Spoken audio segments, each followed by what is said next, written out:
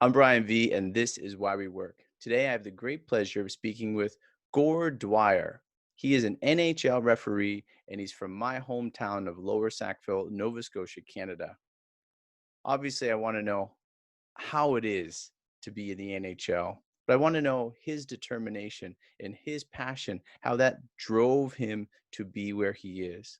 I also want to know about maturity, being a young guy in the NHL and then growing up being with these younger guys that are now players and how he's able to help them, whether his colleagues or even the players themselves.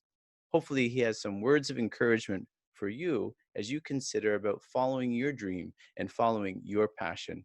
Join me in my conversation today with Gord Dwyer. I'm BrianVee, and this is Why We Work. Today, I have the great pleasure of speaking with Gordon Dwyer, also known as Dewey. Good day, fine sir. I think it's actually evening. It is evening, yes, just after 9 p.m. here in Dallas. Thank you for coming on. I know the people that know you and the people that know me know that we would know one another because we're both from Lower Sackville, Nova Scotia, Canada.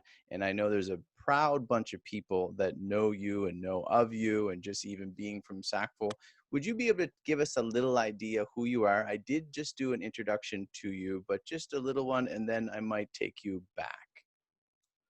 Yeah, no, like you said, I'm proud to be from Lower Sackville, born and raised. And whenever I'm asked where I'm from, I usually say just outside of Halifax, Nova Scotia, a town called Lower Sackville. So I think that's something in common with most people from Sackville in our generation. Anyway, I think we're Yeah, proud to be from there. So absolutely. uh, yeah, I grew up there, probably middle class like most people, and played hockey my whole life and refereed my whole life. And I went to college and refereed while I was going to university, and one thing led to another. I ended up being a professional hockey referee. I guess that's a long story short, No, it's but really good. Gord, let's go back, because all of those things you mentioned, I'd like to touch on and obviously get into you being an NHL referee. But what was your, I mean, it would have been in Sackville. I mean, maybe you ventured to Bedford or Halifax. I'm not quite sure. But your very first job, maybe, I know you did some refereeing, but what would have been your very first thing that maybe made you $1 or two? Maybe it didn't make you the a dollar. very first consistent thing would have been a paper route. Yeah. I mean, I would shovel the odd driveway or mow the odd lawn when you're a kid, to make it a couple bucks, but that's not really a consistent business when you're 10, 11 years old. So I got a paper route. I think I was in grade 5 or grade Where did 6. you live? You lived on Sycamore, wasn't it? Just off of Sycamore, Just off of Sycamore. Mayfair So Avenue. you So had that yeah, route. Sycamore to Glendale there, kind of. Why? A lot of people that I've interviewed, including myself, it was one of my first newspapers with the Daily News. I got Yeah, fired though because I was throwing my papers in the ditch. I had that's them. because you had to deliver in the morning. I did the Mail Star. I did it I in the afternoon. I did, and I not only that, I was doing Sackville Drive, so I had all the There you go. businesses, yeah, from like Glendale past McDonald, or even down to Superstore. Yeah. Why did you get that job? What got you out of the house? Uh, that's a great question. I'm trying to think. I was always, my parents always made me try to earn money to pay for things that I wanted or needed. Maybe not that I needed, but things that I wanted that weren't necessities. I wouldn't say they made me pay for new hockey equipment growing Mhm, up mhm, and mhm. things like that I needed. But if I wanted a new bicycle, or if I wanted a stereo or wanted a new pair of sneakers and didn't need a new pair of sneakers, they would be like, well, you got to Yeah. save some money to pay for some of it. So I think at that age, that was probably one of the only jobs you could have at that age, that you Mhm. could earn money and steady paycheck, whether how big or little it was. And um, I want to say that a guy, I think it was a house that I used to be babysat at. I think the guy there had the paper route, and then he was getting too old to have paper Mhm. routes, so Mhm. pass it on. So I took it Passed it over. on. I think Yeah. that's Some how I got. It was so long ago now, I forget, but I'm pretty sure s- that's Something similar for me. Someone passed it yeah. on. Yeah. When you started that road, how old were you? I think I was in grade 5, So what would we be in grade 5? 12, Maybe 11? 10, 11 maybe? Yeah, 11 probably. Yeah, probably So around since 11. we're gonna try to chronicle some things about you. So Yeah. when did you first strap on the skates for hockey? Uh, I oh, mean, being from I Canada and don't all. I was probably 3 or 4. Yeah. So you Yeah. were playing hockey pretty serious. That would have been Bantam, maybe Yeah. So at around that age, at 11, probably would have been Pee Wee, then Bantam. Yeah. Pee Wee hockey. So in our age, Pee Wee would have been actually probably would have been Adam Pee Wee because in junior high would have been Hmm. Pee Wee at that time, then Bantam, and then midget slash high school hockey was similar age. So I was probably last year of Adam, first year of Pee Wee when I got my paper route, probably. So in between starting your refereeing and your paper route, or how long did you keep your paper route until you got another job? I kept my paper route until I was actually an old paper boy. I was probably like 16 years old, still delivering papers like in high school. I They kept gave it. they gave good Christmas presents. Yeah, well, They loved you by I was then. one of the paper boys who always gave all my customers Christmas cards, and Very nice. I had the baby look, so I just smile and be nice to them, and yeah, you get good tips at Christmas, so it was great. But it was like I said, it was a consistent paycheck, and it was easy, so I didn't need to give it up.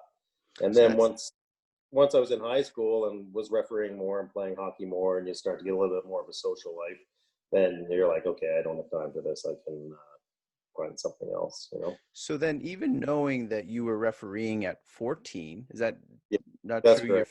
You first started at 14. So you had two Yeah, part-time jobs. yeah, yeah, absolutely. Yeah, What got you into refereeing? Because at that point, you're a good hockey player. yeah. And I mean, I did Well, I some was clock 14 work and stuff, yeah. and I was little. I was little. I was always one of the littler guys growing up. I was never big, but I was a half decent hockey player. I wasn't like a great, fantastic player. You know what I mean? But Yeah. I was half decent, and then I spent a lot of my time in the rink anyway, even when I wasn't playing. I'd Mm. either be down there helping with the younger kids' developmental camps or wanting to help coach little kids. Like I just enjoyed it. So I was always in the rink anyway. And then my dad actually mentioned, he said, why don't you referee? Like you're always in the rink. It's basically free ice time and you get paid for it. Like, and you get paid good money, a lot more money than you do delivering papers. So I was like, why don't you start refereeing? I was like, well, I don't really want to. I didn't really have a whole lot of interest in it, Yeah. but I started. And once you kind of get that first paycheck, that makes up for some of the lack of interest. And then you grow a passion for it after that.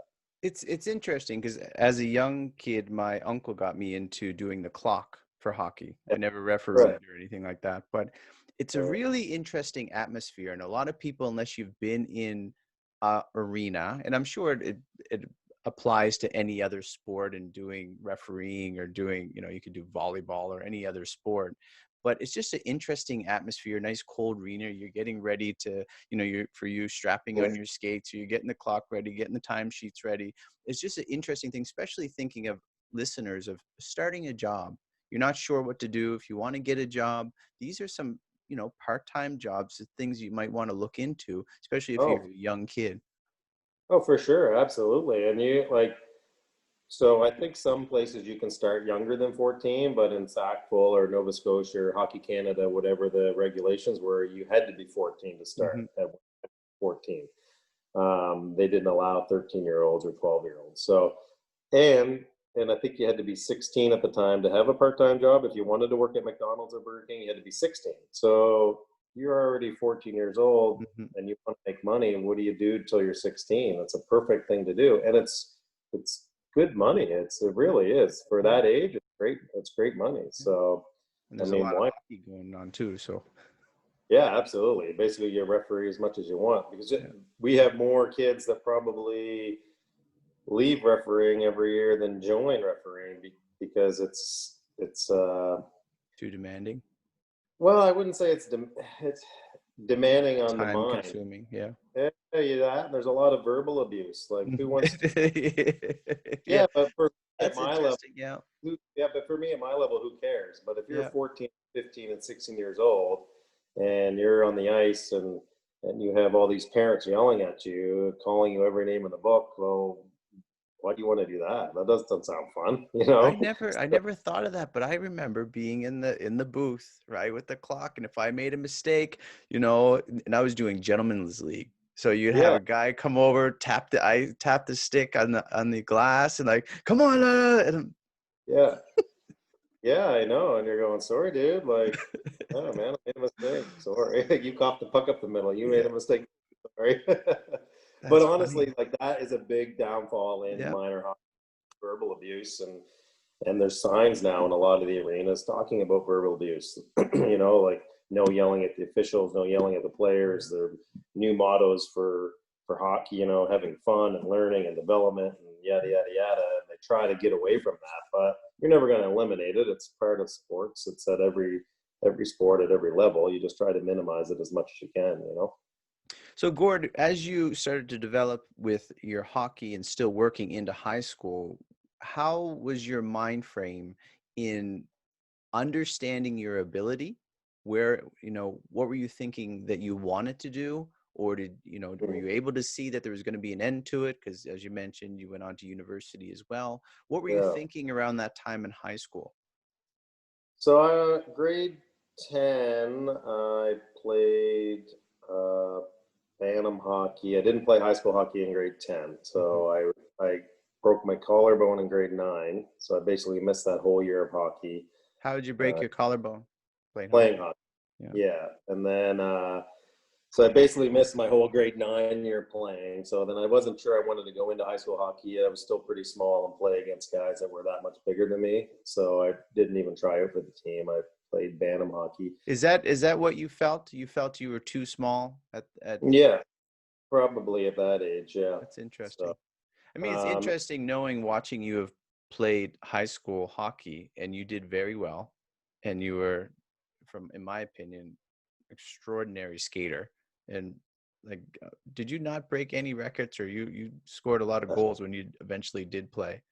yeah, I don't know. I don't know if I broke any records, but I led the league the couple of years that I played scoring. I didn't break. I don't think I broke I any. didn't break any records, but I led the league in the couple of Yeah, years but that I I didn't did play. That's like. pretty. It's Yeah, good. No, it's showing yeah, humility. yeah. So I'm just yeah. But I mean, Well, it's funny that 2 years before that you thought you were too small, but a year later, yeah, then you're leading the league. yeah. But I think that year of playing again probably gave me the confidence too. Yep. Yep.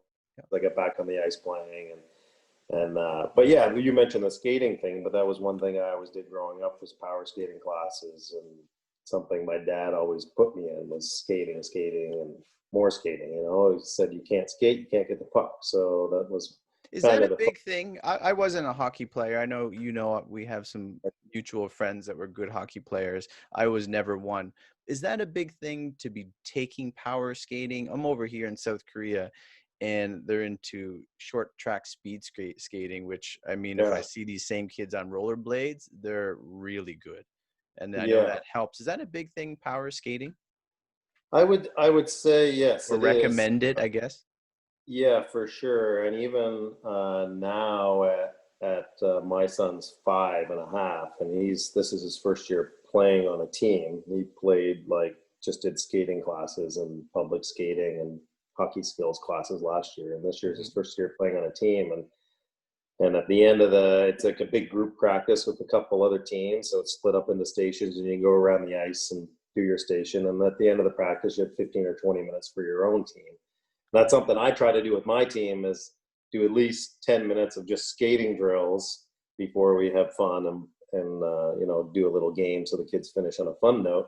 But it, it's huge. I mean, you look at NHL players and the top ones, they're always talking about working on their skating ability in the off season and getting Hmm. faster and getting more power and getting quicker and have that first quick step. So I think as young kids now striving to get to that next step, power skating and skating ability is a huge thing, and it sets you So apart. true. It sets you apart. Like for me, I was always a good skater, Hmm. and that kind of would set me apart from somebody else if I was trying to battle with them for either Yeah. refereeing position or playing position. If I'm a better skater, well, I probably have the edge. So it's Yeah. something I took pride in. and worked on. So, you know, if you're a good skater, you're definitely going to have an edge on the guy who, you know, is an ankle skater. And that would be me. So as you got You're not the into only worry the about that. second year of high school and you're doing well, what is on your mind? You know, I might play for St. Mary's. I might. Yeah, so What were I you? got distracted a little bit earlier, but I was thinking because the Mooseheads were just getting going, Yep. right? The Mooseheads were just getting going when we were in around grade 9 or 10. Yep. And I was, geez, that'd be great. You know, I might have a chance to, like, you know, improve and get a little bit bigger, play for the Mooseheads. That'd be awesome. And so that was on my mind, and So probably since you mentioned that, I guess Jamie would be. You're born the same year as me, I believe. You're 77 or 78. 77. Yeah. So Jamie's a year who played for the Oh, Mooseheads. Did you? I yeah, mean, knowing him as being a friend, like yeah. I was like, wow, this guy has the world by the strings. Did you see him as a Sackville guy that, oh, if he can do that, I can do that, because he was on the first team, if I recall. Yeah, yeah, yeah. I think he was the first. Him Yeah, and Jody Shelley and first Jean-Sébastien team. Giguère and all of them guys. Yeah, Yeah. yeah, that's right. Yeah, for sure. I definitely looked at that because Jamie was always a good defenseman growing up, and I played with him my whole life. But he was never never like an offensive, flashy defenseman. But he was always a good defenseman. Yep. But I think those stay-at-home defensemen don't get the recognition because they're not putting up the points. Yep. But he was, when he got on the Mooseheads, he was great at his job, and he was, you know, he Yep. got all the recognition he deserved. So I think coming from South, it's like, well, if he can do it, why can't I? That's Uh, interesting. Yeah. yeah, I think, and then as we progressed, unfortunately, my skill set wasn't at that level. I don't think to Because play you're at for a forward, so you're competing at a different, the is that? competing at a different position, and probably just wasn't at that skill set yet or that level. You know, I Mhm. was a little bit later bloomer as a player. Like I was a good high school hockey player, but then I didn't kind of bloom into a good junior hockey player. You know, I played for the Blazers, which is junior B. Yep. Became a junior B hockey player and played a little bit of junior A in Halifax, but The I don't exports. Yeah. the exports, but I don't think I was at the point where I would have been a good major junior hockey player. So I was fine with that though. I was fine playing junior B. So where were you in your mind getting up to 20 when you decided, I'm guessing Yeah. hockey's going So to I be played more 20. recreational? Yeah, I played my last year junior at 20, and then I was going to St. Mary's University. And my coaches and people that I knew through hockey were like, well, you can probably play for the Huskies, you know, at least have a good shot at making their team if you want to play university hockey, because I was already going to university at the time. Yeah. Or before you That's get into your decision making, I know you took that. psychology and criminology, yeah? Yeah, I What, did. why, Yeah, why, why did you, what was your reasoning? What was, I, I always had in my mind that I was gonna get into some kind of law enforcement. So I just figured that was a yep, good good route to go. pathway.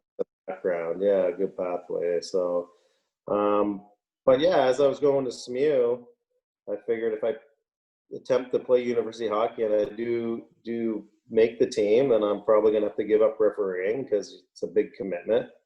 And very rarely do players get drafted to the NHL at a university hockey. So I thought, you know, a refereeing career at this point, I'm 20 years old now. I've been refereeing for 6 years. I've refereed up however many levels I refereed to that point.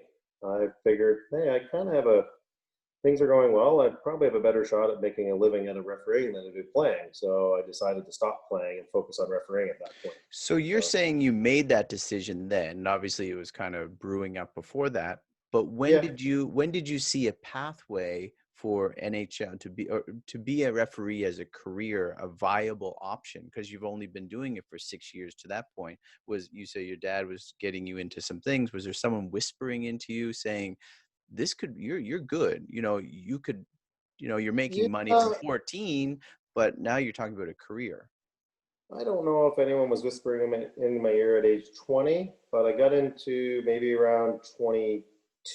I was my first year as a linesman in the Quebec Major Junior League. So Hmm. I was I had refereed junior B, junior A hockey, refereed university hockey. I was refereeing St. Mary's as I was going to St. Mary's, so that was kind of interesting. Usually they don't like to referee your own schools and stuff, but then I got into the Quebec League. So that's probably when I had a pretty successful year as a linesman in the Quebec League.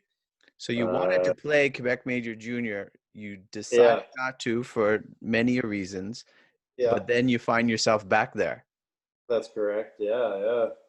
As Did I was a little bit I, older, but I was there. well, for Quebec Major Junior, yeah, there was a cutoff as 19, isn't it? But I would even like to know this about the NHL, but maybe not the NHL. Just keep it to Quebec Major Junior. When you're there, you're like, I could, I see this guy stick handling up through here, this guy stopping this guy. I think I could have done it. Yeah, I think that's everyone's human nature is to say, I think I could have did this and the what ifs. But at Mhm. that point, I was happy with my Yeah. decision. I had no regrets on those decisions. I probably, even today, looking back 25 years, I'm thinking, I probably could have did that if I really Mm-hmm.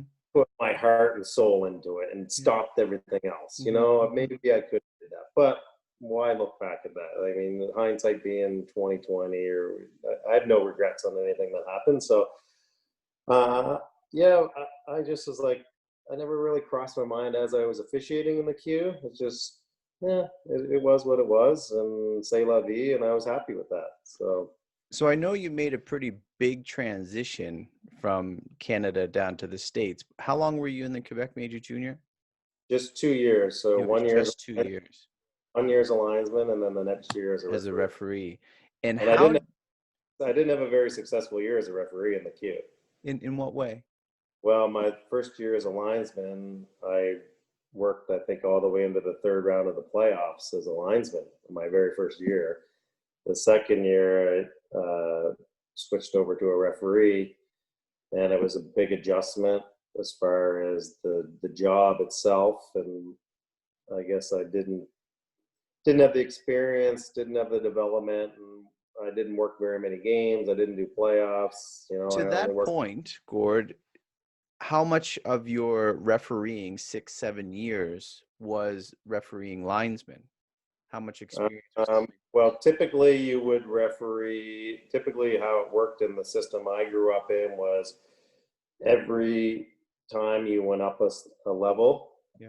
So every time you went from novice, Adam, Pee Wee, Bantam, midget, junior, university, you would have to be a linesman first and then be a referee. Okay. So, and then once I get into the queue, so every time, as many years as I refereed just as many years, a linesman just as many years, because I had to do it as a linesman first. So it's a And then pretty balanced queue, yeah, it experience. was pretty balanced. And then after the queue, once I decided to basically become a referee, um, I only refereed. I never lined again after I finished as a linesman in the Quebec League. I never lined again after that. I was always a referee. So, but your second year as in the queue, it would have been good because you said it wasn't such a successful year. It would have been good to get Right. a couple more years experience because this was a higher level up and you're pretty new in it. It could have been. It could have been, yeah, Yeah. or it could have been, but in the same breath, that first year after I refereed was when I got an offer to go referee in the Central Hockey League down in the Down in States. Texas. So that's So that big transition. So yeah, they saw you, they liked you, you were willing, and then you made the move. well, I had gone to some officiating camps in the summer. There were these referee schools that we used to go to. I think I started going to them when I was 19. There was one in Montreal. It's called the Ron Fournier Referee School. And it's not that you went to these referee schools so much to learn a whole lot, but it was kind of to promote yourself and get your name on a Mm-hmm. potential prospects list to get into the queue and to get into the higher level hockey. So I think I was, like I said, I think I was 19 was the first time I went. So I was going there to, make connections. So this leads me, how competitive is it? Because, unless you're a referee, unless you know someone, mostly we just yell at referees. we don't, Yeah, we yeah, don't exactly. just generally speaking, we don't care much about the referees. We Oh, we want to see don't. the game. And that's a good game when you don't see the referees that much, We're right? So how people. competitive is it? Even up to Very. that? Yeah. I'd say it's very competitive. Very. Cutthroat. Yeah. I would say it could be cutthroat, not so much as if it was like a team, like a real team sport. We still call ourselves a team when we go on Yeah. the ice, but Mm-hmm. you're still competing against your teammates out there to make the next step. You know what I mean? Same with Mm-hmm. players; they're competing against each other to get to the higher levels. But it could be if you run into the wrong person. Yeah, they could talk behind your back, or brown nose like some people do, and Mm-hmm. stuff like that. But I think that's not just part of hockey, that's part That's of life. human And nature. that, I think that's just part of any business in Yeah. general. Do So that. So, you were in the Central Hockey League for, was it a couple years before you got a minor league deal through the NHL? correct. Yeah. At what point are you starting to maybe taste that possibility, or were you feeling discouraged at all at times? How was this struggle as you're kind of climbing the ladder to a goal that you Yeah, have? I was very lucky. I never really got discouraged a whole lot early on in my career, in my minor league career. Um, I went to the Central League 1 year down there, had a great year. My second year down there, I worked the finals, so it was a successful season. I also worked the American League part time, just because there was some teams in the South that we worked.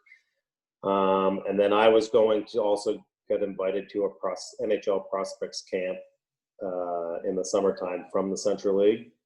So I'd gone to this NHL Prospects Camp, and I got hired to a minor league contract. So once I first got hired to a minor league contract from the NHL is probably when you can taste it.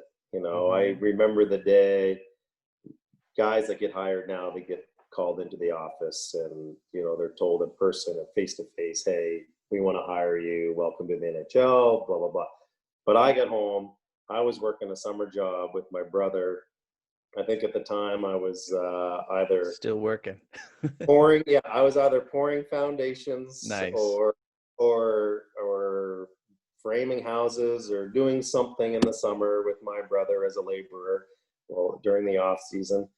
And I got home from work one day, and there was a letter in the mail, and I opened it up, and it said, Gord Dwyer, yada yada yada, from the NHL, we'd like to offer you a minor league contract. This would be your first year salary. And then so I just kind of started giggling to myself, and my dad was in the living room reading the newspaper, and he's You probably were going, home, you were back in oh Sackville. yeah, yeah, I was living with my parents in the summertime when I would go home.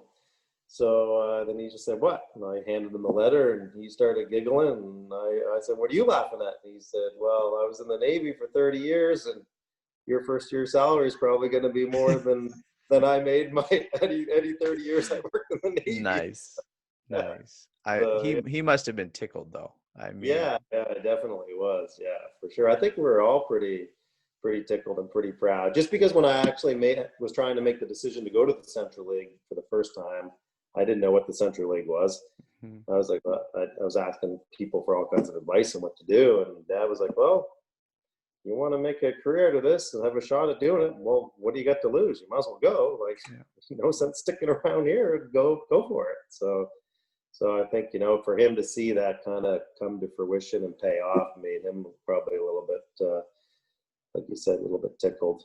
So, So for those 6 years, you kind of mentioned helping your brother. Were you working a number of different jobs on the side to kind of help? oh, buddy, I was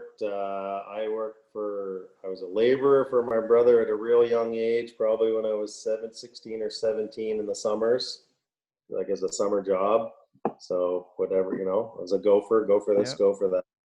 I worked many years. I did that for him. I worked at a gas station for probably 4 or 5 years. I worked at the hospital for the same amount of time. So, and every summer I would come home from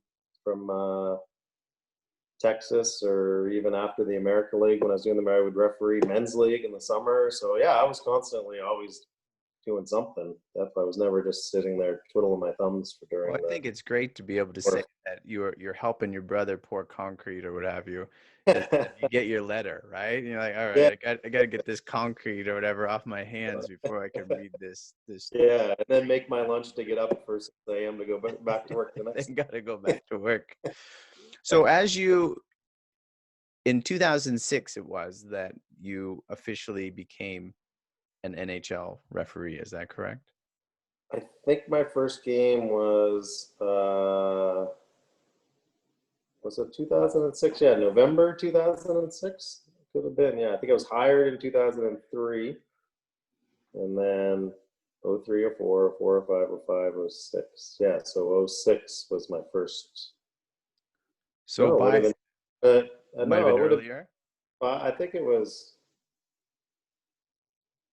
I think it was 2005, Brian. November So 2005 was my first game, and then so 2006 would have been like promoted full time. You're right. is that how it was? I mean, I'm going by stats I found Yeah, online, so you're right. not 2000. by memory. Your first game with the Chicago Blackhawks and the Edmonton Oilers. Do you Yeah, recall I being do. center stage, minus the Uh, players? no, I didn't. No, not center. Nervous? That I not was that is. I was nervous during the anthem, the anthem. I was nervous. The other referee I refereed with, Rob Schick, who's now an officiating manager, one of our bosses. I was working with him, so he let me drop the puck to start the game because typically the senior referee starts the game, the junior referee drops the puck for the second and third period. So I was starting the game, my first game I ever dropped, and I remember being nervous. Had the jitters, but once I dropped the puck and the game got going, I think most of those nerves went away and kind of settled in. I had to do a job then, so I had to go to work. I do remember. I do remember that game. It was probably definitely one of my most memorable hockey experiences, professional hockey experiences for sure. As you're mentioning, and I'm getting a better sense. So as a referee excels in their career, then they get more playoff games. Is that true? Is that how it Yeah, works? typically, yes, Typically. typically. So it just Mhm. shows that you're being recognized and then you're given these grander opportunities.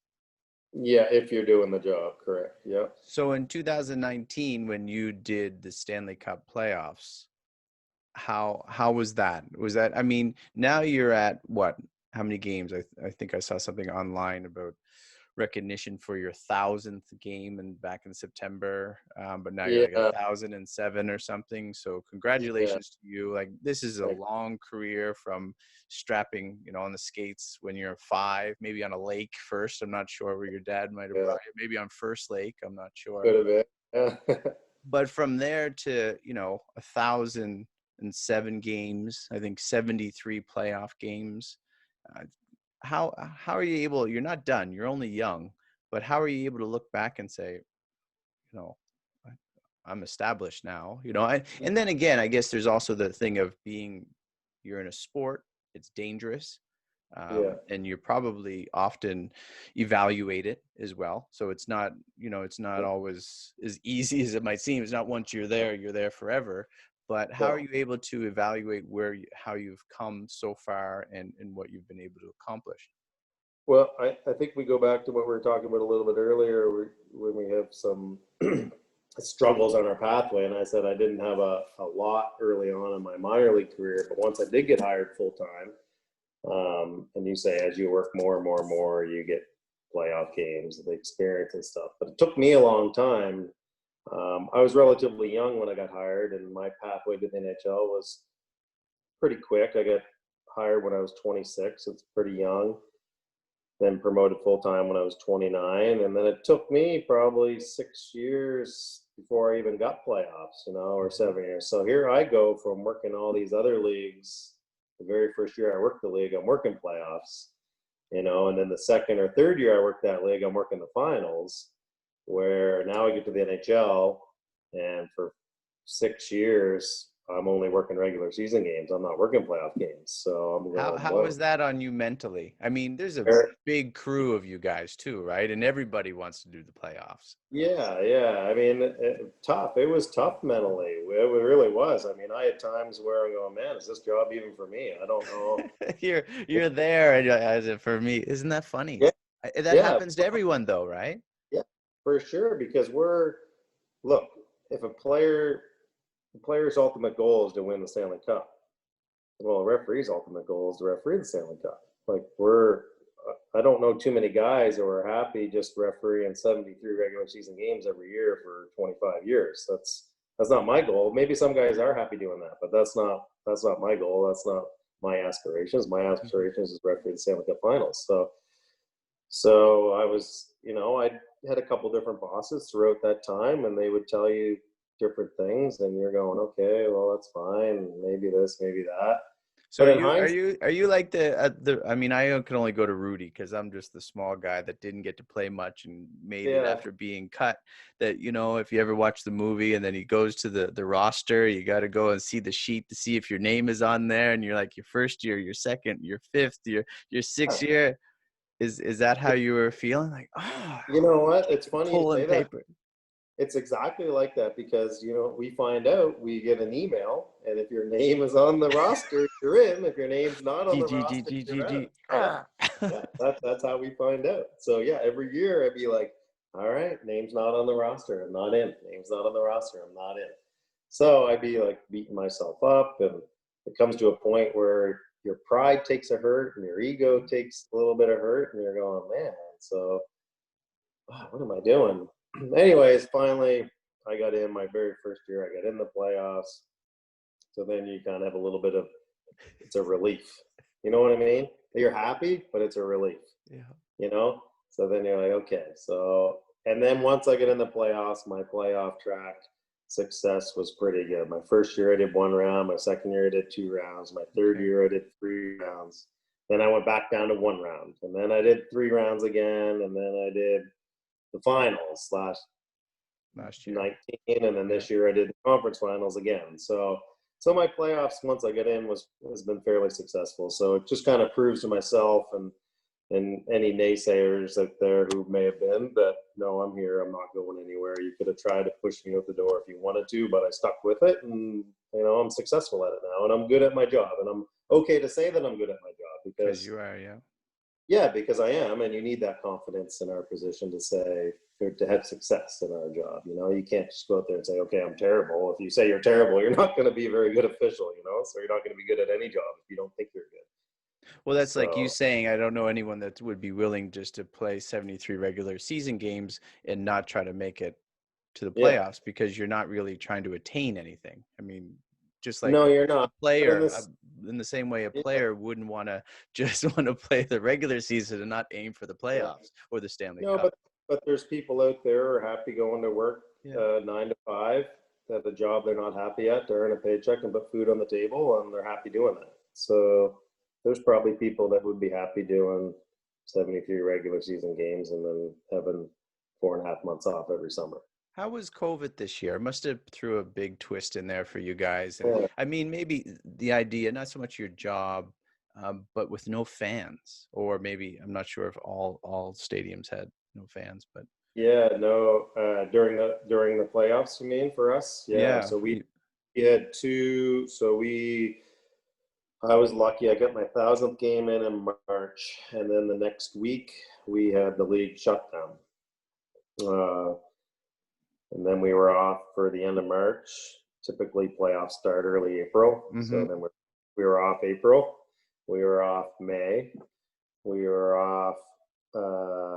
Then we started hearing rumblings that they're going to try to get playoffs going in July, possibly July, maybe August. So then we're off June. And then we start getting ready for playoffs in July. We're going to have two bubbles, one bubble city in Toronto, one bubble city okay, in that's how Edmonton. it worked. Okay. Yeah, no fans. You have to get a COVID test every single day. You're not allowed to leave the bubble. We were in a fenced in area from around our hotel to the rink, so you couldn't leave that fenced in area. So we're basically, for a lack of better words, we're in a minimum security jail for 2 Prison months. for jail, yeah. Yeah. So I know if I ever get picked up on any charges, I could do at least 2 months in a minimum security. So, Well, we saw that more. I watched some of the games, but I saw that more with the NBA. The NBA, they kind of showed, and they were stuck there for a long time too. yeah. It, Yeah, it, but you know what? That's how they made it work. Because if you were coming and going and you brought COVID into the bubble, then you jeopardize everybody and it wouldn't have worked. yeah. So I think that was the only way to make it work. And everyone bought in, and it was good. It was great. I mean, we got tested every single day while we were there. So So Gord, now in the number of seasons you're in now, you're a veteran referee. That would be yep. considered accurate. How do you get ready, maybe preseason into the season? How do you, stay fit? How do you stay mentally prepared to enter a season? And how do you go about, some pregame rituals? How do you, work your 9 to 5? Yeah, I think I haven't really changed that a whole lot in my 16 or 17 years of being on staff. It's been pretty similar every summer. I train. I like to go to the gym. I like to lift weights. I like to work out. My wife does too. So we have no problem working out. About a month before training camp every year, I kind of batten down the hatches a little bit and focus a little bit more on nutrition and a little bit more on functional workouts for the season and getting back on the ice a little bit more serious and get ready for training camp that way. And we have to do a fitness test, so I know what's expected of me now after Mm-hmm. 17 training camps. I know what's expected to go in and how to be ready. And mentally, It's a I long wouldn't say, season. Hockey's a long yeah, season. I think getting ready for the season, it's not hard to get ready mentally because we're all excited to go. But you get through halfway through the season, then it's a mental grind. It's the dog days of January and February. It's bad weather everywhere. You know, coming up to the trade deadline, some teams are cranky because they're already eliminated from playoffs. That's probably the mental grind. That's the toughest, is staying focused through those months. Yeah. And then after the trade deadline, you get 6 weeks of basically pre-playoff hockey that all the teams are battling for positions in the final playoff spot. So it's pretty easy to get mentally focused for those games again. It's the 6 weeks there in January, February that are probably the toughest.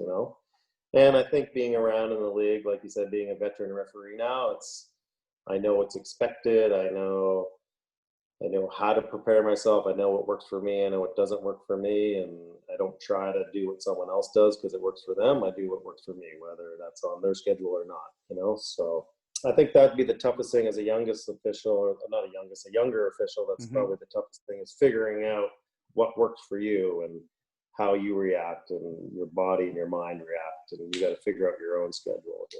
So you don't want to be somebody else. You got to figure out who you are. Knowing that you do know who you are and that you have a sense of humility and that you took psychology and criminology and that you Mm-hmm. are a veteran now, Mm-hmm. knowing what you went through to get there, or maybe say the lack of maturity when you first started, in the sense that you were just young, to where you're a veteran now and mature, are you able to impart some common sense to some of these younger players, just to cool them down, keep their head? Is that part of your job? Is that something that, it helps Oh, the league to keep them, yeah. staying clean, staying on track?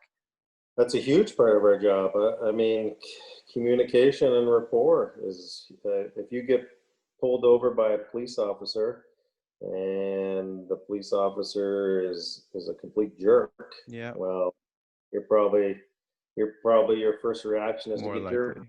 Yeah. the wall.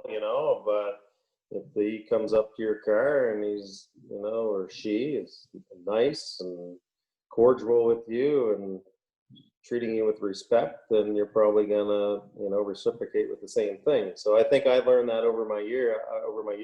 I know when I was younger, if a player would come at me all hot and heated, then I would in turn be all hot and heated and get my back against the wall. I'd kind of take it a little bit personal, like, dude, like, relax. But I remember working one game and the one player came over and the veteran official was standing there and he's like, oh, it was Jonathan Tays. And the veteran official was like, oh, what's the problem, Jonathan? What's the problem? What can we do? And First name. What's the problem with yeah, interest? Yeah. yeah. And he told him, he's like, okay, I hear what you're saying. He goes, I don't agree with everything you're saying. I hear what you're saying. We'll keep an eye, whatever that wasn't, it's not verbatim, but we'll look for that. We'll keep an eye out and we'll do our best. We're not here to screw your team. We'll do our best to keep an eye on that. And by the time Jonathan left, everyone was calm and it's easy going. And I'm sitting there going, looking at the two of them going, oh, that worked pretty good, like, yeah, I was like, oh, that was pretty good. So it's like, I guess I Take don't have note. to get Yeah. these guys. Yeah. So yeah, Well, it's you pretty interesting when you see when refs mic'd up or a coach mic'd up and what's really said and the different ways those conversations can go, and they make, I mean, even when we're married, right? I know for yeah, myself, I don't always respond that way, and then there yeah, lies the problem, right? Is for, that's when things can explode. yeah, 100%, 100%. And you can't always be like that. There's times where you do need to explode and give them a piece of your mind and make sure they know that you're still in control of Well, the I hockey. think I would be amiss if I didn't mention you're on, some cameras, you know, you straightened one guy up, I think, in the penalty box, and it went Yeah, viral. yeah. And I know people from Sackville are like, yeah, Gord, you tell him that's how you do it. But that's what you're talking about. Sometimes they need to be Yeah. to Well, we straighten. were fine. That particular example you're talking about, that player would he gave me a piece of his mind on the way to the penalty box, and I let him have his say. He might have not had too many kind words for me, but I let him have his say. I gave him his penalty, and then when I left, he continued and banged the glass with his stick, Yeah, and that's well, what it was. Yeah. by that point, he's showing me up. It's just Hmm. like the first rapport was just me and him. No one Yeah. really knew what we said, but then when everybody can see him bang the glass, so that's kind of I went over and tuned him in a little bit and told him what I really thought of him. And, Well, and I then think. Go ahead. two Yeah. weeks, 2 weeks later, I saw him, and he's like, "Hey, we good?" I'm like, "Yeah, man, we're fine." So he knew. So It's that stuff that, I mean, it shows sportsmanship is, key, and that's what it shows. If a player is going to show up or a referee is going to show up a player, you guys are probably much more gracious than we could ever know about what you hear. And as long as, because if they're not mic'd up, any sport, not to pinpoint on NHL, but if someone's, shaking their head, a mhm. spit or throwing a glove or throwing a stick or just their bodily reaction, when that comes up, then you guys are going to have to do something just so it's not let go. And you guys Yeah. probably hear a lot more than they get penalties for, or that a fan would ever know about. Oh yeah, look, we could give a penalty every single shift if we wanted to, but that doesn't make a good official. Yeah. So you Yeah. got to pick your spots, Yeah. and you put out the fire with words without giving a penalty. Then you put out. That's the way you put out the fire. I mean, we got a pretty big toolbox of tools, and you just have to know which is the right tool at the right time. Gord. And Yeah. some guys never grind. Some guys, they could have a long career, and they're like, man, these guys, they always yell at me. This guy hates me, and yeah, and I'm like, well, you ever try talking to him instead of yelling back at him all the time? Like, figure it out. Yeah. Eventually, It's you gotta figure it out. it's tough. It's tough to be in that position, a referee. I mean, I wore today my pinstripes. I was like in support Yeah, yeah, referees. that's great. That's great. They're- I got a couple stripes up here. That's it. What is, I mean, I'm thinking you're probably, after this many years in the NHL, I think football has an extended life of 3 years. NHL, what is an NHL player's playing time I usually man think out the to? average, I think the average time is around 5.5 years. I think is the average playing time, but I mean that has every single player coming in. I think anybody that you're not looking at the superstars who are around for 15 or Yeah. 20. So I you're think at if 14 now, yeah? 14 full-time years, yeah. 14 full. So I don't know if this is the difficult, because the wear and tear on yourself, because I don't think people have ever sent you a card saying, Gord, I hope your knees are okay. I hope your Yeah. ankles are okay, or I hope you're doing okay this season. And I'm not sure if you've Yeah. ever received one of those from a fan. But No, what's difficult about your job? I'm thinking that would be difficult, year after year, the wear and tear, and you get caught up with a puck. I mean, you see some people getting hit with the puck, you get hit with the stick, you're getting checked into the boards. You guys are taking a beating too. So what would be a hard thing about your job? well, I think as we get older, it's your mobility. We're not on sneakers. We're on two thin 1/8 inch pieces of steel, and as you get older, your skill set diminishes. So to keep that skill set at the level that the NHL needs, that's probably our toughest job. And the NHL gets faster and faster every year. So you got all these young guys coming in. It's not as physical. The game's very physical. It's not as physical as it was. So it's faster. There's more speed. Players are skating at us faster. They shoot the puck harder. So for us to have that ability to keep up the play and stay out of the way, that gets harder and harder every year as we age. And I think away from the ice, it's the travel. People don't Yeah. think about that part of our job. We're on the road 20 to 25 days a month, every month during the hockey season, and we're flying, anywhere between probably 14 and 20 flights a month. So we're on a plane a lot. And someone like me, I'm under 6 feet, not as big as some of the other guys, so it's not as bad. I'm not as hard on my body as some guys. But if you're 6'6" or 6'7", like some of our guys, and you're trying to cram yourself into one of those little airplane seats that has this much leg room, and your knees are jammed in your chest, that 20 years, that'll take your toll on your hips and your knees.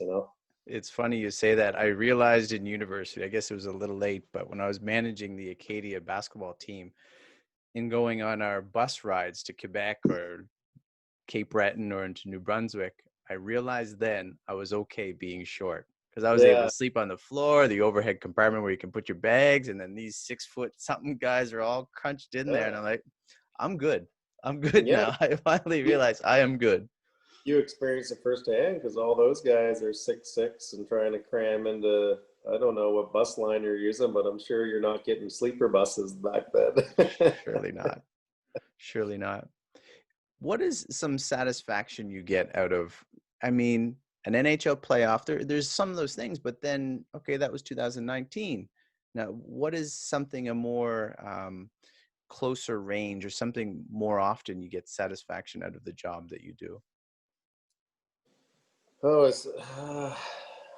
just I think being able to be on the ice with the best players in the world still, and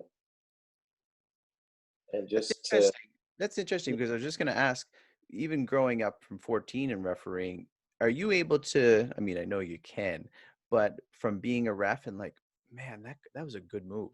Like that was yeah. a nice pass. Like when you get into the NHL of thinking, man, because so to enjoy the ice time, to Yeah. enjoy the game as you're refereeing, is that possible? Is it like, Oh, yeah.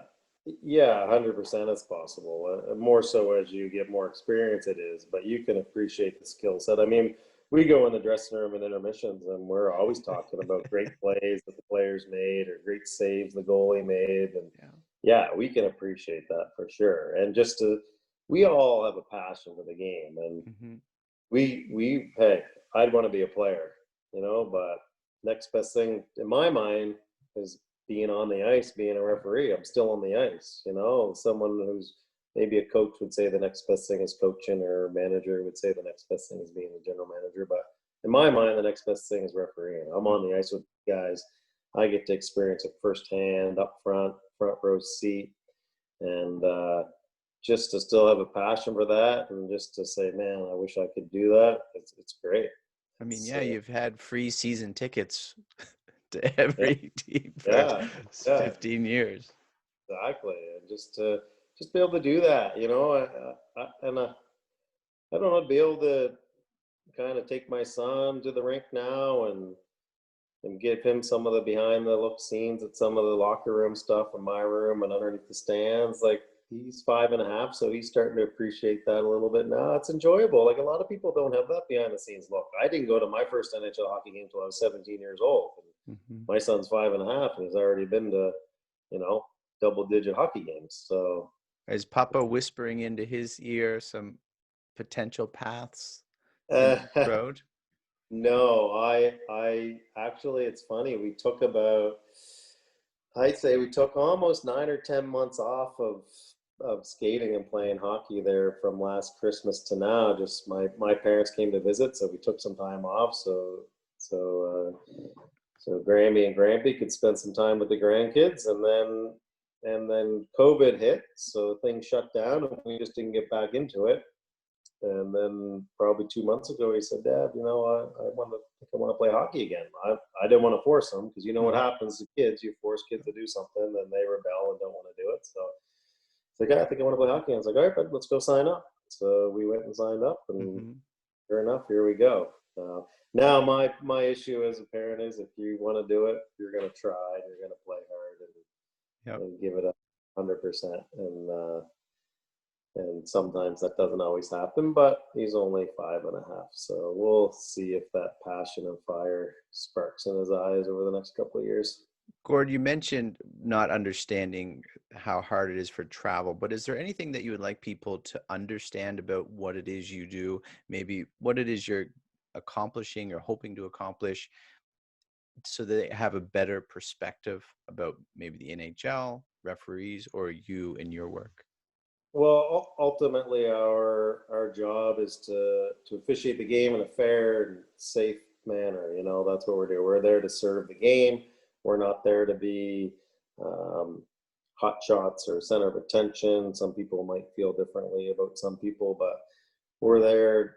We're there to be seen and not heard, for lack of better words. Serve the game, call the game the best we can, and we all do this because we love it. We have a passion for it. We want to do it. We sacrifice a lot of our family time to do this job, and it's because we love it. We love what we do. We miss birthdays, we miss school concerts, we miss school plays and hockey games and sporting events and dance recitals, and we miss all that stuff. But we ultimately love what we do, and we have a passion for it. And anytime we mess up out there, or you're yelling at the TV saying we don't care, or we want this team to win over the other, we don't. Hey, we're the first person to admit when we mess up. We know when we make a mistake. You don't need to tell us, even though the fans surely let us know. So no, it's our passion. That's what we love to do. So How, knowing how difficult it is, and I can think for you, and I could be wrong, the idea of missing all of these things in a family because it's such a busy, um, it's a long season. You've been in it for a number of years, but it's really only short, right? A short career, regardless of how long, like, you know, say 20 more years or something, yeah, or whatever you're planning. How do you stay productive?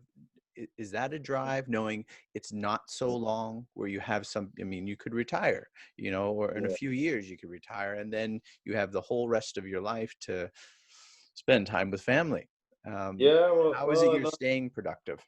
yeah, well, I wouldn't say you have the whole rest of your life to spend with family. It depends how you manage your income. You have the whole rest of your life to spend with your family, or you got planned for career number two.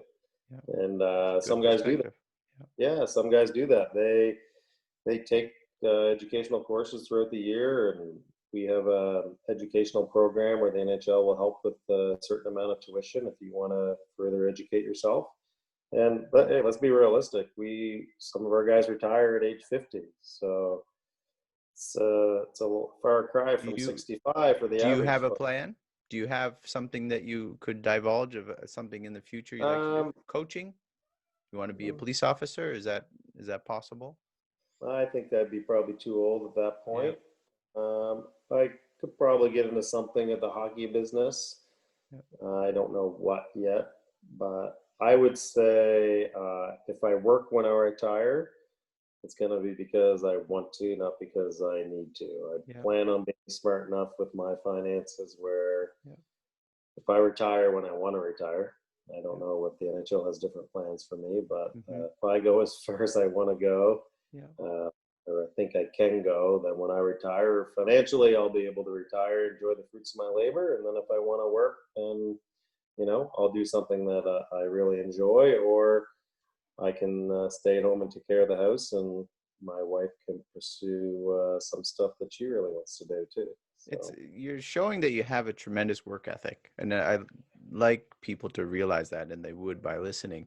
I mean, you're talking about from a very young age, even when you're on the path to your dream, you're still working on the side, and you're also yeah, planning in the future after retirement. And not all people do that. And I'm sure you could, I mean, we see it all the time, but there's also people in the NHL, major, professional sports athletes who get these major deals, spend all their money, they're done, they have no money, and they don't have that same work ethic. So I truly appreciate what you do.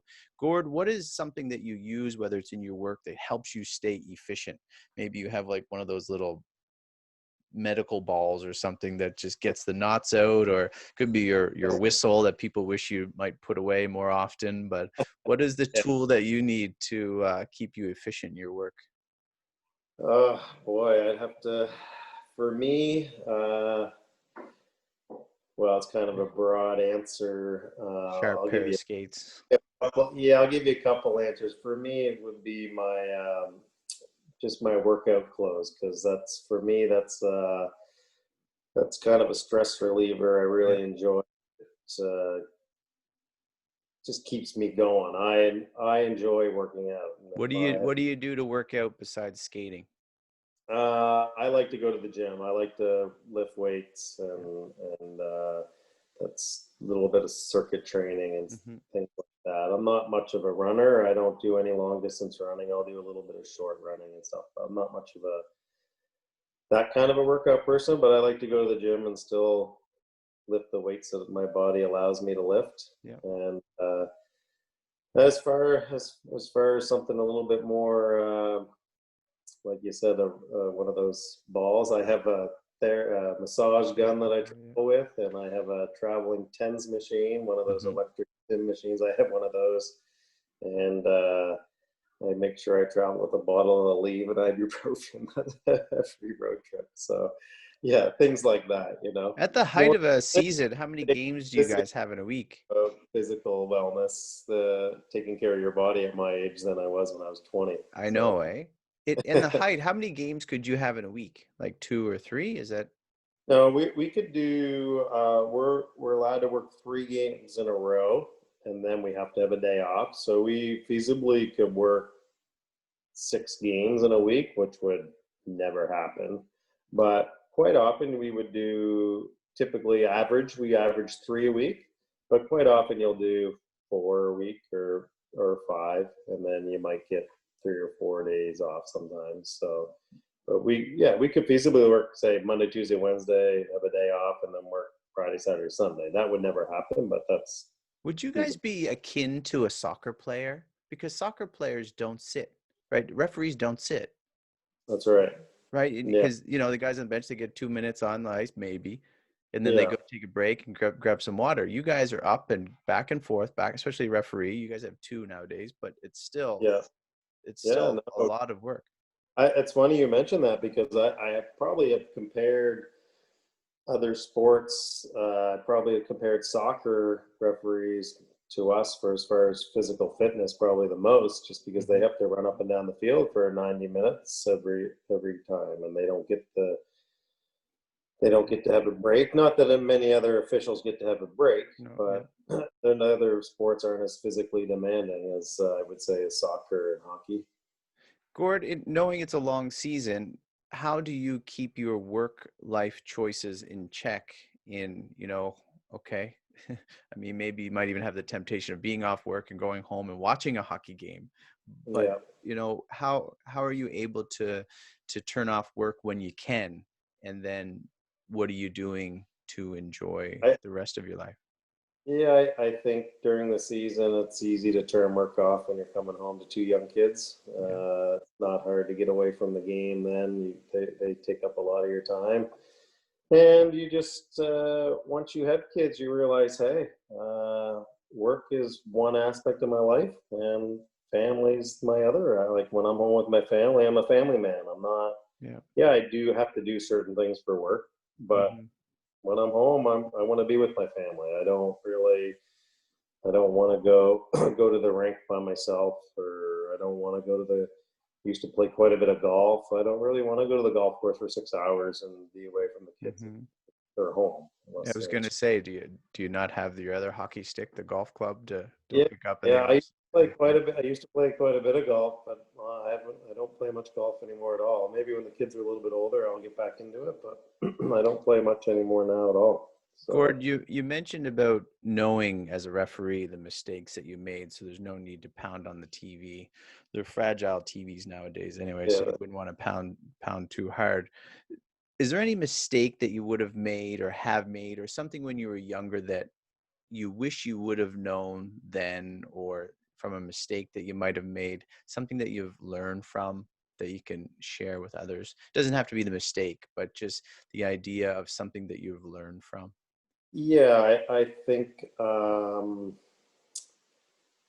definitely like I said early on in my full-time career, when I wasn't having the success that I thought I deserved or thought I should have, I think I probably could have took the criticism that was given to me a little bit more constructive instead of personally. And I try to tell that to a lot of younger officials now when I talk to them. I was like, hey, not all the criticism you get is going to be constructive, but most of it is. They're not there to try to bury us. They're there to try to help us. So when we get criticism from our managers, our bosses, our supervisors, uh, there's something in there you can take, and you take something out of that and you keep it, and then you can filter the rest of it out. But the reason I wasn't successful is because some of the stuff they were telling me and I wasn't listening. I didn't want to listen. So I think if I went back to, like you said, 14 years full time, if I went back 12 years, maybe 11 years, I'd probably be a little bit more of a attentive listener and Mhm. take some of their words of wisdom a little bit more serious instead of personal. I So, heard this yesterday or the other day on another podcast I was listening to, and the guest mentioned, and it had nothing to do with this, but the idea of when criticism comes or people have views and opinions and all of this, and then someone criticizes or makes a remark, people tend to take them so personally because it's as if it's against your character. But he said a better way of looking at it is as if your views, your mistakes, the things you do are like clothes, right? And you talked about your right, gym clothes. When you're done exercising, you take your gym clothes off and you put different clothes on. That's what right, happens with your mistakes, your views. Just take them off, put them on, and put something else on. And if someone criticizes you for your gym clothes that you're wearing, you're like, these are just my gym clothes, right? This is something right, I put off and I do something. If this is a mistake, these are the clothes I was wearing when I made that particular mistake. But this is right, not me. So you can take it off, examine what it is that you were looking at or whatever happened when you're wearing those clothes, and just say, this is not me. So you as a referee, when people are saying, okay, you're not getting this playoff game or this playoff game, and you're like, okay, well, it's not against my character, then we'll be less likely to be, would be more likely to listen and would right. be less likely to take offense to it because it's not against us. And most likely in your career, they just want you to be better, Yeah. right? They're not Yeah. trying to hinder you or to keep you down. No, they want us to be successful because the better we are, then the better they are because they're the ones that are supposed to be teaching us and coaching us. So our success reflects their success or their success reflects our success. And that's a great analogy the way you put it. If we could take all this criticism and that we get, not personally, I think everybody would be better off. But on the flip side of the business world, when your wife says something to you, sometimes you take it personally, even when you shouldn't. I So I always think, I always take it personally. What do you mean sometimes? I always take it yeah, personally. but I think it's human nature, isn't Yeah. it? Like it's human nature, it's the fight or flight, Yeah. right? I think that's human nature, and to try to, you know, it's a fine line to walk there, Yeah. and not some of us are better than others at it, right? And sometimes I'm it's a pretty whole bad. life. Yeah, Pretty bad. I sometimes like my clothes. whole What do you mean? This is the greatest shirt ever. Or the idea of career versus character. And I think you're exemplifying it here today. I think in your humility of mentioning that, the mistakes that you made, or, the idea of taking things personally. Can you comment on even players, not even on players? I don't want to make it specific to NHL, just the idea of knowing that there could be a fault, or you see a fault in trying to strive for your career while not putting your character first. So some people are like, I need to reach this level. I need to have this role. I need this title by my name, and I'll toe along the idea of character versus being of integrity. And no matter what position you have, uh, your career is going to follow. But as long as you can stand and look at the person in the mirror at the end of the day and said, I did what I should have done. Yeah. Well, I think you see that. I've seen that in my job, and I've seen it in, I think Life. you see it in every facet of life, really. So I don't know if it's my position to comment on someone else, but I think that's the route I take. I had a senior referee when I was new said to me, he's like, listen, the sooner you learn that you are Gord Dwyer, the person who happens to referee in the NHL, and you're not Gord Dwyer, the NHL referee, you'll be a much better person. And Excellent. it's a very simple piece of advice, but it's right. Like, I don't walk around. Someone says, "Oh, who are you?" I don't say I'm Gord Dwyer, the NHL referee. I say I'm Gord Dwyer, and then that's who I am. You mean you Oh, don't wear stripes out in public down on the road to yeah, yeah, Dallas, or a little orange stripe on your shirt? exactly. But yeah, but I mean, I've said it many times. I said the day I work the finals, I know I'll earn my spot in the finals on my ability, Yep. because I can do it, not because I uh, spoke to the right person Mm-hmm. or made a phone call or texted somebody, or you know what I mean.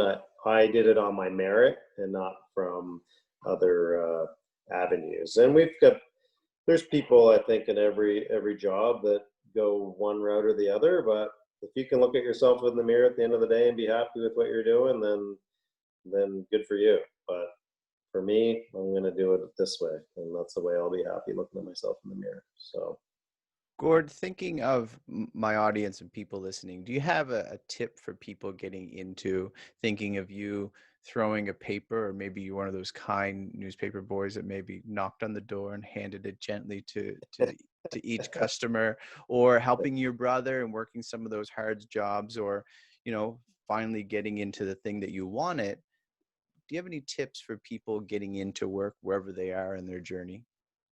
yeah, I think you got to find something that you have a passion for, and that you're willing to learn and develop, and maybe take the hard route of getting there. Like, it wasn't easy to get to where I'm at. It was a long road, and I had to make a lot of sacrifices. But this was a passion I had, and I also had a plan B. I had a plan B set up. If I wasn't in the NHL by this time, then I'm going to go focus on a different career. Well, And what was that plan B? Was that criminology? And well, I had my psychology and criminology background, so I said to myself, if I'm not hired by the time I'm 30, I'm going to go apply either to the RCMP or yeah. the Halifax Regional Police, and Mhm. that'll be my career. I'm not going to put my life on hold for something that may be. Yeah. So I think you have to be willing not to put all your eggs in one basket, but really focus and give it all what you want to do on that one thing. And if it doesn't work out, hey, then take the other fork in the road and give that all you have as well. So, Realistic expectations. Gord, what yeah, about your idea, and you've shown it by having a plan B, but your idea of education, and even how you're saying looking into the future, what you might do later, knowing just life experience where people are not planning. How would you, for listeners, describe the value of education, whether it's formal, or I'm sure you didn't do any formal education, you might have with your brother, but he surely showed you how to do the job yeah, well to lay down yeah, cement. yeah. Oh, I think education is invaluable. I don't think you can. Well, you can put a price on it because universities certainly Mm-hmm, do. mm-hmm. Uh, But I think the more you educate yourself, the more avenues you open up. You know, if you only read one book, then you're pigeonholed on information out of that one book. So I don't think you can really put a value on it, Brian. If you're willing to learn and take courses, and then do as much as you can. You know. Gord, a couple more questions for you, very short. Last one towards listeners of words of encouragement for people who are discouraged and thinking of you, third year into the NHL, because you said you weren't really discouraged going up to that point because it was probably pretty easy sailing. But as you got into where you thought you should have been, it was a little discouraging. You're letting yourself get in front of your career a bit. Words of encouragement for people who not sure what they want to do. They don't have a plan B, let alone a plan A. They're, Right. COVID, they might have lost someone and they're just discouraged and not sure which way is up. Find someone to talk to and have that support system. Not everybody has that, but when I was going through that tough time, when I didn't know, hey, if this was the right career for me, I made a couple tough phone calls and said, hey, like, what should I do? Like, I need some help here. And you might not hear the answers you want to hear, but you're going to hear some answers that aren't yours, and you're going to hear a different voice. So I think don't put all the weight on your own shoulders. Reach out and get some advice from other people. And then if you are into that field where you know what you want to do, give it everything you got, man. Don't take any shortcuts. And if it requires the extra work, then you got to put in the extra work. Gord Dwyer, I know you're not a social media guy and it's hard to get in contact with you. But if there's a way, is there a way for people to get in contact with you? But also maybe you have some websites or something people can go if they're interested in being an NHL referee or, getting into refereeing, or some sort of resource for people to consider. Yeah, people, the NHL Officials Association, which is our group of officials, we have our website, nhlofficials.com. You can go there, and there's it's not an extensive website, but there's some information on there on how to become an official. And you could, if you're looking for a particular person, I'm not going to give out any of my personal information over this, but you can send an email to that website if you want to get in touch with me or any other official, and whoever is monitoring those emails will surely forward those emails on to whoever you're looking to get in touch with. But yeah, I won't hand out any of my personal information over the web, just in case there's any of the Gord, what? Fanatic. That's like, he's a fan, fanatical. Yeah. And I'm sure you see them too, right? I could only imagine. One final question, Gord. Why do you work?